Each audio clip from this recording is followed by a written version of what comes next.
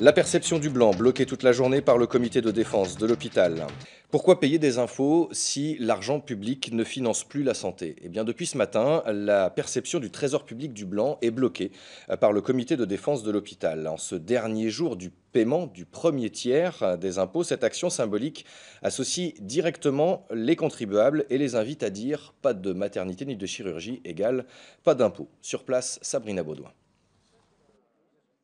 Une nouvelle action du comité de défense de l'hôpital du Blanc a été organisée ce matin avec pour slogan « Pas d'hôpital, pas d'impôts ». Notre action est plutôt symbolique puisqu'on est sur la journée du paiement du tiers provisionnel et on a voulu faire comprendre aussi que nos impôts servaient à maintenir la solidarité nationale. Donc il n'y avait pas de raison que nous, dans notre région rurale, on ne puisse pas aussi profiter de tous les services que nous doit l'État. Après plusieurs manifestations, le comité de défense continue à taper du poing sur la table pour éviter la fermeture de la maternité et de la chirurgie. Nous sommes traités comme des citoyens de seconde zone et donc ça, nous ne le voulons plus.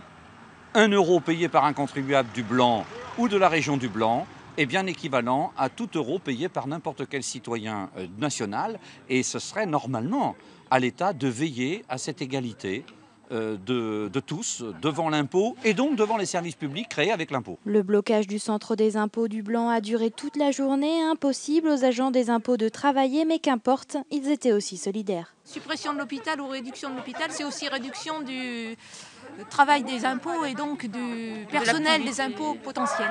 Donc la solidarité, elle est double en tant que personne privée et en tant qu'employé de service public. Parce que c'est aussi nos emplois qui peuvent être menacés à terme. Mercredi prochain, le comité de défense sortira de nouveau les banderoles à Paris lors de la réunion organisée avec le ministère de la Santé.